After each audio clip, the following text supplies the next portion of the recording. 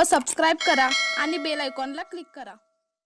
लाल बहादूर विद्यालयाचे वार्षिक स्नेह संमेलन व क्रीडा स्पर्धा उत्साहात। कवठेगुलंद तालुका शिरोळ येथील लाल बहादूर माध्यमिक व उच्च माध्यमिक विद्यालयाचे वार्षिक स्नेह संमेलन व क्रीडा स्पर्धा मान्यवरांच्या उपस्थितीत मोठ्या उत्साहात पार पडल्या। विद्यार्थ्यांच्या सुप्त कलागुणांना वाव देण्यासाठी व व्यासपीठ धाडस निर्माण करण्यासाठी स्नेह संमेलनाचं आयोजन केलं जातं।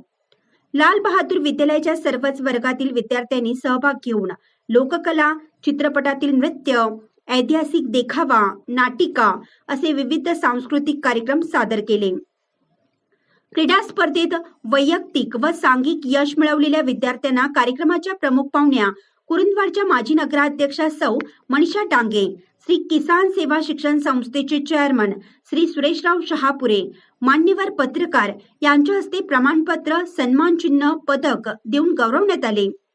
विद्यार्थ्यांना मार्गदर्शन करताना सौ डांगे म्हणाल्या की लाल बहादूर विद्यालयाने शालेय शिक्षणाबरोबरच विद्यार्थ्यांना कला, क्रीडा, सांस्कृतिक गुणासाठी व्यासपीठ उपलब्ध करून दिला आहे।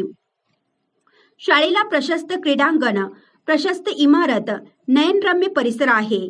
यामुळे येथे विद्यार्थ्यांच्या सर्वांगीण विकासाला चालना मिळते।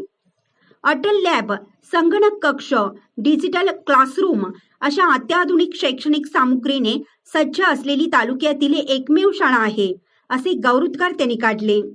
यावेळी विद्यालयात सुरू करण्यात आलेल्या डिजिटल क्लासरूमचे उद्घाटन सौ डांगे यांच्या हस्ते करण्यात आले।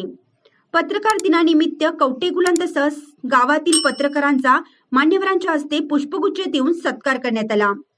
क्रीडा स्पर्धेत वैयक्तिक, सांघिक यश मिळवलेल्या विद्यार्थ्यांना सौ डांगे, श्री शहापुरे, सर्व पत्रकार यांच्या हस्ते प्रमाणपत्र, पदक, पुष्पगुच्छ देऊन गौरवण्यात आले।